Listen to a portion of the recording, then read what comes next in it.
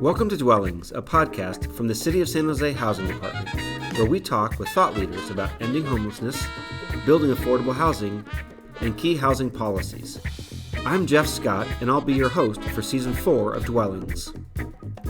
On today's episode, I'm joined by Hillary Armstrong, Deputy Director of the Santa Clara County Office of Supportive Housing. We're going to be talking about a community-wide campaign to end family homelessness by 2025, and what it means to achieve functional zero for family homelessness. Welcome, Hillary, and thank you for joining us.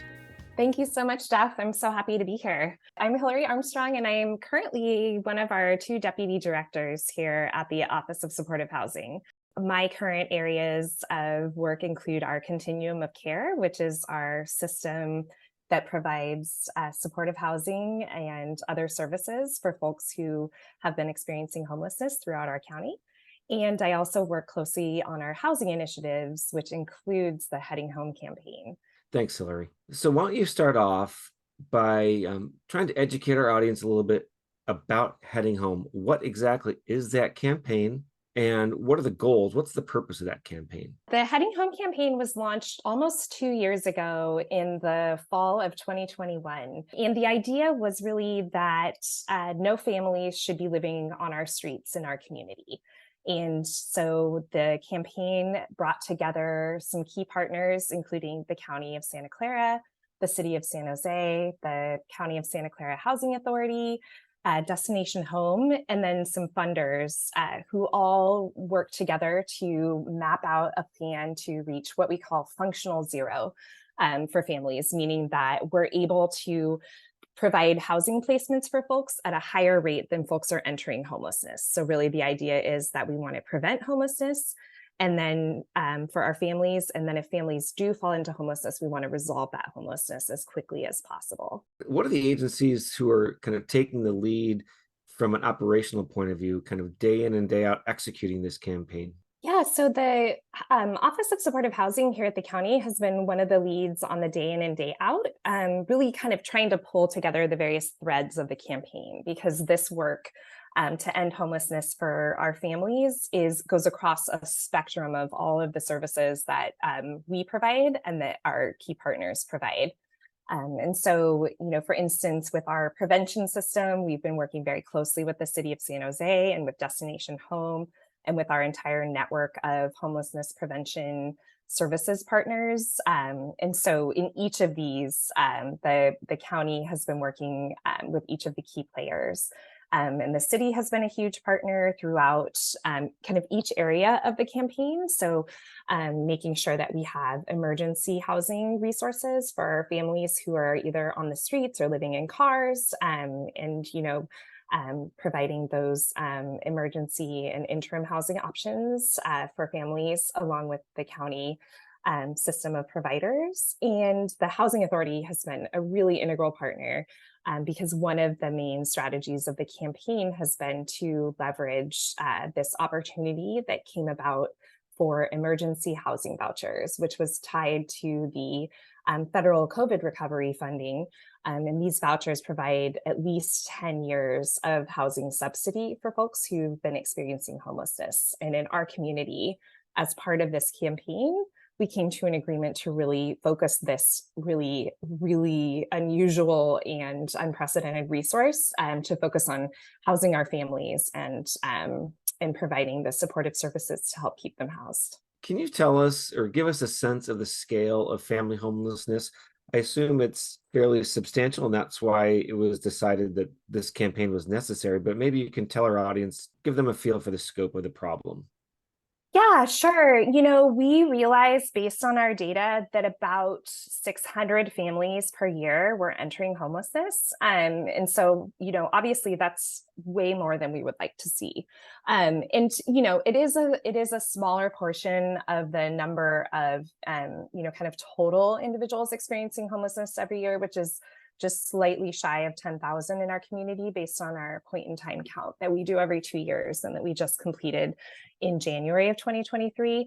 But, given the huge ramifications for young children who experience homelessness and the trauma associated with it, and just the idea that our families should be provided with the resources that they need to be safe and to thrive in our community. We really don't want to see these numbers of folks. So, through the past 18 months of the campaign, like the first year and a half, we were able to provide housing to about 923 families. So, we're getting to the point of being on track to really reach that functional zero, but it is a challenge. This might seem like a silly question, but just to help us understand this, what is a family? Do you guys have a working definition for a family when you talk about this campaign? That's a great question. Yeah, and it's actually goes a little farther. So we include households that have any minor child under the age of 18.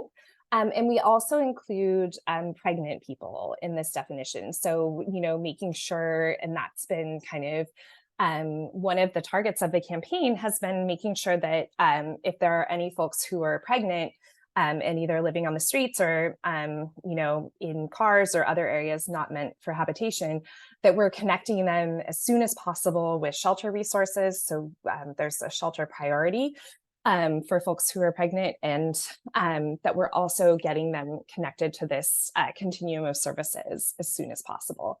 And we do, have more need than shelter space. So that's something that our community is working on overall, is expanding our shelter capacity. But within the space that we do have, our shelter hotline through the Bill Wilson Center Here For You hotline has the ability to prioritize folks if they call in who are pregnant. Okay, so if we're talking about 600 families roughly who are homeless when this campaign began, we're actually probably talking about well over 1,000, maybe close to 2,000 individual people in those 600 families. Is that correct? That's correct. Yeah. And, among the folks who were housed, it was 923 families with children, but that actually totaled over 3,000 people, given the size of various families. So that's a big chunk. If we're talking about approximately 10,000 people who are homeless in our community, roughly, then this is about 1/3 of that total, if my math is correct. Yeah, that were housed over about 18 months. And so, I think that while that is huge progress, then the challenge is making sure that we're preventing other folks from becoming unhoused in the meantime. So I think that's one of the critical pieces of this and every campaign, is making sure that we're going across the continuum of services. So that's why one of the main strategies of the campaign has also been a focus on our homelessness prevention system and trying to increase the capacity of that system up to about 2,500 households per year. And we're getting close. We're at this point, we were able to serve 1,500 families with children. And then the homelessness prevention services system has increased capacity. And that system also is great because it provides really flexible funds for families and includes case management. So to really help them get at the root causes of their homelessness. Can provide more than one-time assistance for folks, which we found is really critical given the extremely high costs of housing in our community.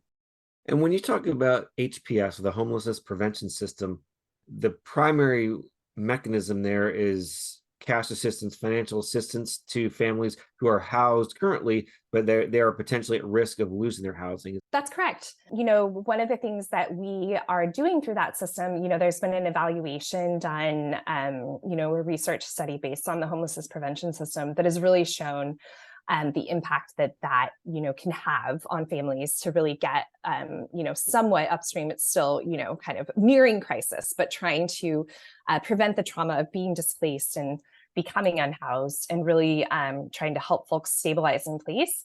And if a place where someone's living is not sustainable for them, the case management services can help them explore potentially other options, for moving that doesn't include the disruption of an eviction and homelessness. And there's also a legal services component of the homelessness prevention system, that includes, assistance for folks who may be facing eviction, because we know that having an eviction on your record can, lead to kind of more and more instability in your housing going forward, and is one of the leading causes of homelessness is, being evicted due to not being able to pay rent. So we're excited about the success of that program, and, kind of always looking for ways to connect that to our other services. And another thing, that I would want folks to know about is, for folks who are enrolled in our rapid rehousing program, which is a program that provides tapering rental subsidies over usually 2 to 3 years for folks who will then eventually take over the rent. We had some folks who are severely rent burdened. And so as part of the Heading Home campaign, we actually moved those folks into the emergency housing voucher program, so that they could then have this ongoing subsidy for their rent, and have just a much more sustainable rental situation going forward. So that's one way that the campaign involves our different, kind of modes of service, and making sure that we're moving folks between different housing interventions to provide them with what they need. And just to back up to the homelessness prevention system, in addition to preventing the trauma that can come from being outdoors, living unhoused, both physical and mental trauma, it's also my understanding that it is far less expensive to help someone stay in housing rather than get them housing once they're on the street. And so this investment that we're making in the homelessness prevention system is actually a much more cost-effective way to help solve or address homelessness. Now, is my understanding correct? That's absolutely right. And I'm so glad that you brought that up. Absolutely. And that's one of the things that our study really, we knew that kind of in our brains and based on our experience, and the study really backed that up. So in addition to the kind of human toll, homelessness prevention is a really smart investment of public and philanthropic funding to, maintain folks in their housing or help them find new housing that better meets their needs and is more manageable going forward. So absolutely. How are you doing towards the goal, or how are we collectively doing towards our goal of reaching functional zero for family homelessness? Yeah, thanks so much for asking that. I think we track a lot of data. And so I think one thing for folks in the community to know is that, we are reviewing metrics for each of our programs and each of our campaigns on a regular, at least monthly basis, to really understand what we're seeing out there in our system and what the needs are. And what the data are showing us is that we are making strides in terms of the rate in which we're placing folks in permanent housing. So, I think for the first few months of the campaign, we were placing 25 to 40 families in a permanent housing situation per month.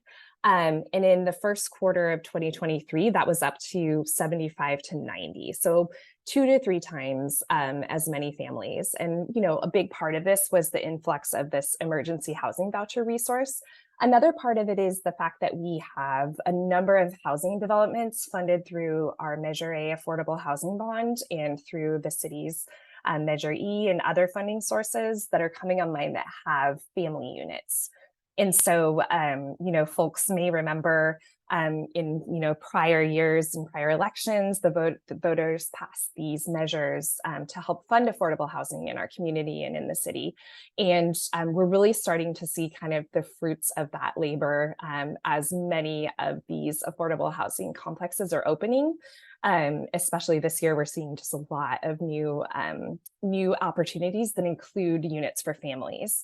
And so that's one of the biggest challenges for folks who are looking for affordable housing, is that it's hard to find larger units that are, 2, 3, 4 bedroom units. And so a number of these new affordable and subsidized housing opportunities have those family units. So I think it's a combination of the emergency housing voucher resource and the new housing opportunities coming online. And are you and the team at the OSH, are you optimistic that by 2025 you will achieve or be close to achieving that goal of functional zero? I think we're cautiously optimistic. And I say that because we need to keep our eyes on the ball here. And I think constantly kind of re-upping our commitment to dedicate resources and find new resources to fund all of the components of our services for families. So I think we need, our homelessness prevention system has received a lot of funding through the county, through the city, through private partners. Destination Home has done an amazing job of bringing along partners for that. And I think working toward sustainable ongoing funding for that system that's just been proven to be such an effective intervention, both kind of human cost-wise and financially. And I think similarly, are maintaining our commitment to developing and supporting affordable housing development in our community. And as folks may know, we're nearing kind of the tail end of our county affordable housing bond. And so just looking forward to ways to fund affordable housing development in the future, and depending on kind of what comes up in the voters and future elections around this, but really the necessity of continuing to keep that housing development pipeline going for families. Similarly, I think, both the city and the county and other cities in the county have really been focusing on shelter and emergency housing needs for families. And so that is one of our current areas of a pain point, is just having not enough resources in terms of emergency shelter and permanent housing for families. So again, trying to expand capacity in both of those areas. So I think, with kind of a continuing concerted effort on each of these focus areas of the campaign, that we can get very close or actually to this functional zero goal over the next 3 years. But it's definitely a situation that's dynamic and evolving. And we recognize also kind of the external factors that are huge in all of our efforts to address homelessness. And so, kind of being prepared for if there are economic uncertainties ahead or other challenges that just continue to exacerbate our affordable housing crisis here. And for people listening who might be wondering what's the difference between regular housing and emergency housing, I think when you say emergency housing, we're talking about things like tiny homes and modular housing units that are built quickly and are not meant to house people permanently, but just kind of as a transition. Exactly. Yeah. Thanks for making that clarification. Yeah. I think, traditionally we had kind of a system of shelters, and folks may kind of picture, kind of a large congregate setting. And I think, certainly over the years and kind of accelerated by the COVID-19 pandemic, we, as a system, including the city, the county, and other partners, have really been looking, especially for families, at more private spaces. So we have, the Evans Lane interim housing facility for families that the city runs and coordinates. And then we have Casitas de Esperanza, which is located at the County Civic Center, which includes some tiny homes for families, and really just creating a sense of community for folks as they're in this emergency phase of, kind of getting off the streets or out of their cars or into a more stable situation. And then the hope and what we do see from the data are that folks move from the emergency shelter interim housing into a permanent housing situation. Sometimes it's private rental. Sometimes they're getting an emergency housing voucher that's subsidized. Sometimes they're being placed in our rapid rehousing programs, either at one of the new affordable housing complexes, or they have basically a subsidy that they can take on the private rental market. In terms of the approaches, you've mentioned a number of different very important components of this, from the homelessness prevention system and emergency housing, and continuing to build new affordable housing, case management. You've mentioned so many things. Are these approaches that you're taking to address family homelessness, are these similar to approaches that are used for other groups, or are there anything that's kind of idiosyncratic to addressing family homelessness? Great question. I think they certainly our entire system is built on this continuum. So for, homeless individuals, or for, homeless families that don't have minor children, it would be very similar range of services, from housing prevention to housing problem solving to emergency shelter and crisis response to our permanent supportive housing programs and subsidies. I think the difference is probably just the concerted focus of some of these resources and really making sure that we're meeting the needs of families. And so I think two areas where that's really been a factor in our campaign is the leveraging of these emergency housing vouchers. So, this resource came through the federal government to the Housing Authority, and our community made the decision to focus this on families who are unhoused. And so I think certainly that focus of that resource really we were able to move more families more quickly into housing. And that has been kind of a huge jumpstart, I think, for this campaign. And I think the other thing, like I said before, is in looking at our housing production and really trying to increase the availability of affordable housing for families that includes those larger units. And so when we look at the family affordable housing that's coming online, we've have 860 new units of affordable housing for families that we know will come online by 2025, and there might be even more. And we've had a couple of complexes that are opening or have opened, like Mesa Terrace recently opened in San Jose and has both subsidized and affordable units for families. And then we have the Vitalia apartments that should be opening in the next couple of months, also in San Jose. So, and some complexes in other cities. Based on your experience or in talking to your counterparts elsewhere, is that tight working relationship between San Jose and Santa Clara County, is that unusual or is that the norm? That's such a good question. I think I think it's really seen as a model. And I know that in talking to folks on the kind of state and national level, our close collaboration and, constant kind of working together between, in particular, the county, the city, the housing authority, and Destination Home, which is a public-private partnership to accelerate our efforts to address homelessness in our community, is unique. And I know that there are, we talk to partners about it, and it's really seen as a model.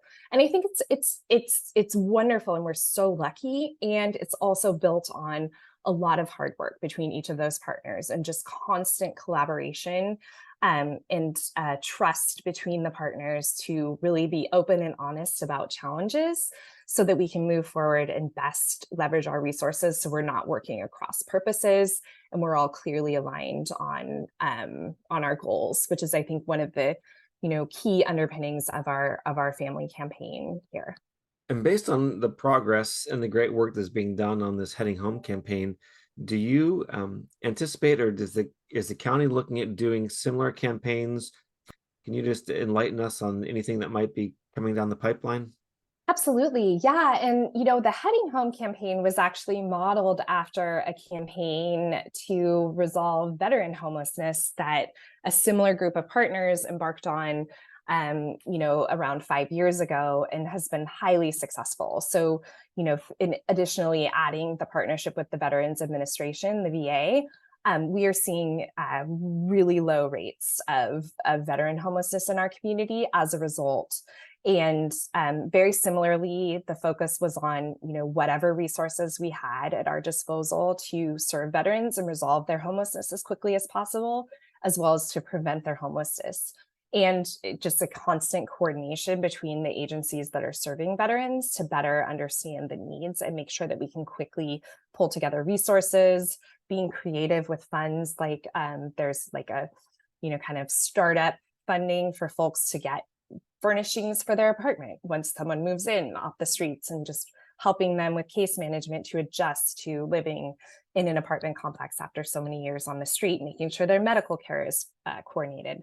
So I think the veteran campaign really was kind of a founding model for the Heading Home campaign. And we certainly, I think, are, looking at other subpopulations who might benefit from this kind of targeted resource. We also have some programs like our Youth Homelessness Demonstration Program, which is funded through the Department of Housing and Urban Development, and includes some, really cool, about 5 new programs serving youth and young adults in our community, and is very much coordinated and led by our Youth Action Board, which is a board of folks who are between the ages of 18 and 26 and have lived expertise based on lived experience of homelessness. And they really advise the programming of our youth homelessness programs and provide input and feedback to our providers of these services. So I think it's definitely something that we are thinking about. And I think part of it is also making sure that we have the resources to really see a campaign through. And that being said, we are always focused on kind of keeping our core homelessness response and housing system going so that we can work to resolve homelessness across the community. Well, this has been great, Hillary. This has been enlightening and fascinating. And thank you for sharing all of your experience and insights. Is there anything else that you would like to share with our audience? Anything else you'd like them to know about heading home or about any of the other great work that OSH is doing? Yeah, I think, I so appreciate the time to be here, and to all the listeners. I appreciate your interest and focus on these issues. And what I would say is, I think that it takes all of us and all of our focus on each of the different strategies to end homelessness for families and for individuals in our community.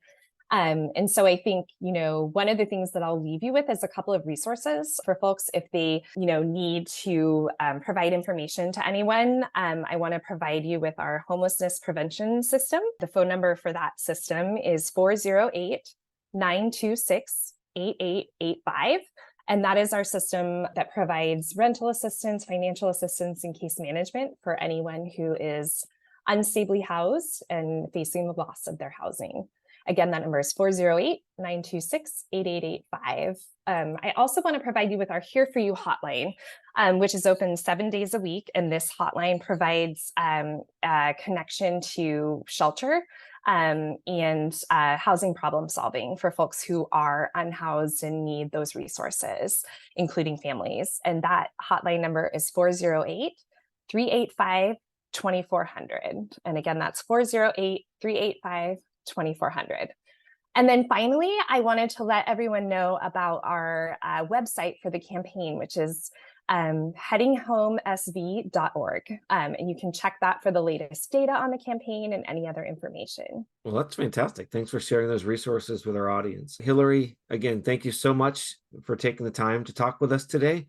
And hopefully we'll have future opportunities to talk more as the campaign reaches a successful conclusion. Fantastic. I would love that. Thank you so much for having me, and thanks to everyone for listening. Thanks so much, Hillary, for joining me on today's episode. Thanks for listening to Dwellings, the City of San Jose Housing Department podcast. Our theme music is Speed City, composed and performed by Attain Charles. Thanks to San Jose Jazz for letting us use their music. If you like the show, please subscribe and share with your friends and family. If you're looking for more ways to help address housing and homelessness issues in San Jose, please check out the show notes. You can follow the Housing Department on social media. We're on Twitter and Facebook at SJ City Housing. And if you have questions or comments about today's episode, please send them to housingcoms@sanjoseca.gov. The artwork on our website was created by Chelsea Palacio. Dwellings is produced by me, Jeff Scott, and Jose Chavez of the Housing Department.